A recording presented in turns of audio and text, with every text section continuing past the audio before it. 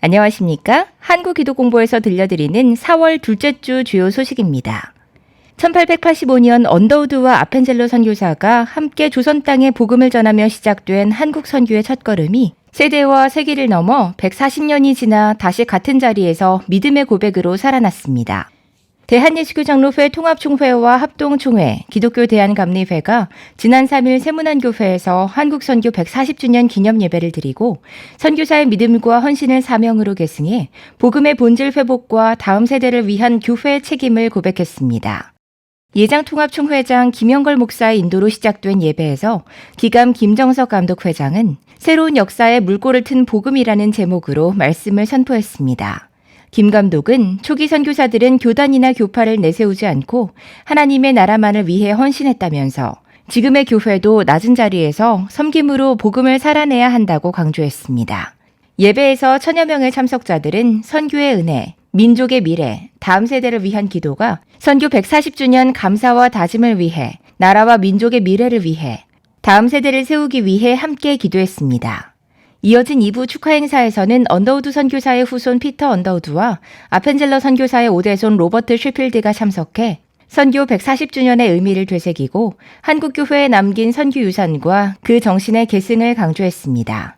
이날 행사는 선교, 교육, 사회봉사를 주제로 한 학술 세미나에 이어 한국선교 140주년 공동선언문 낭독을 끝으로 마무리됐습니다. 예장통합 부총회장 정훈 목사와 청년 세대가 함께 낭독한 선언문에는 초기 선교사의 선교 정신 계승, 성경적 교회 모델 회복, 공공책임과 사회적 신뢰 회복, 다음 세대 양육 등의 다짐이 담겼습니다. 두 번째 소식입니다.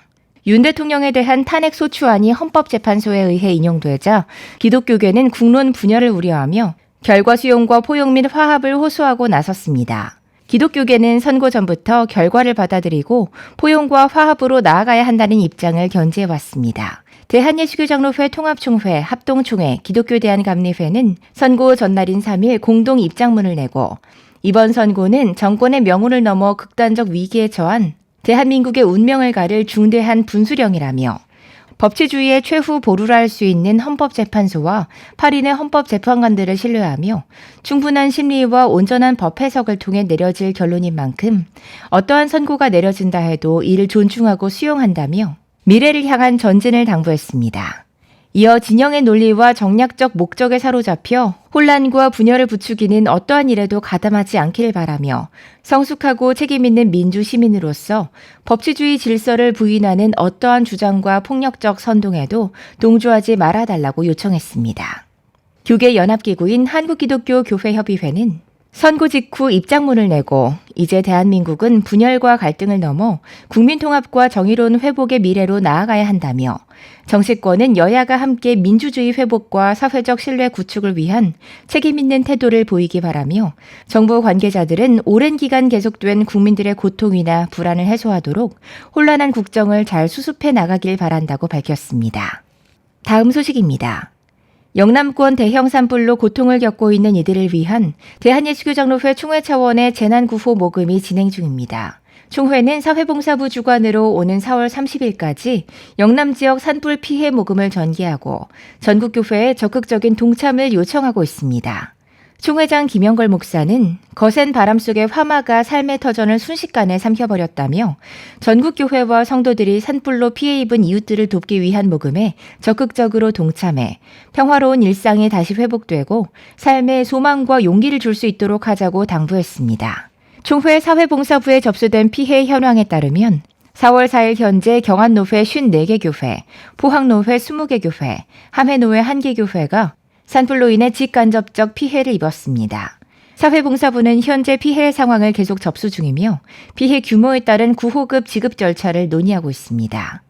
이와 함께 이재민을 위한 밥차 및 간식 봉사 등도 계획하고 있으며 이를 위해 남선교회 전국연합회와 여전도회 전국연합회 등과 협의 중입니다. 사회봉사부는 전국교회의 재난구호 헌금을 총회로 일원화해 줄 것을 요청하면서 모아진 헌금은 피해 복구와 지역사회의 온전한 회복을 위해 투명하게 사용될 것이며 사용 내역은 총회 홈페이지를 통해 확인할 수 있다고 밝혔습니다. 다음 소식입니다. 총회가 급격한 교세 감소 현상에 대응하고자 교회 폐지 및 합병 과정에 관한 연구를 본격화합니다. 총회 헌법에 명시된 내용 외에도 관련 매뉴얼을 마련해 오는 제110회 총회에서 공개한다는 방침입니다.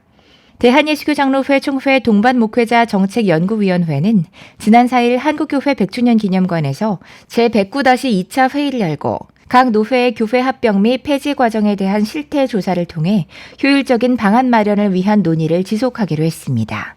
위원장 윤한진 장로는 논의 중인 매뉴얼을 통해 교회를 더욱 건강하게 하는 대안이 마련되고 더 좋은 총회적 시스템을 갖추는 계기가 되도록 힘쓰겠다고 밝혔습니다. 현재는 규정과 제도가 미비해 각 노회는 상황에 따라 상이한 자체 규정을 마련해 교회 합병을 시행하고 있는 실정입니다. 이에 따라 총회 차원의 통일된 매뉴얼 마련이 필요하다는 지적이 제기되어 왔습니다.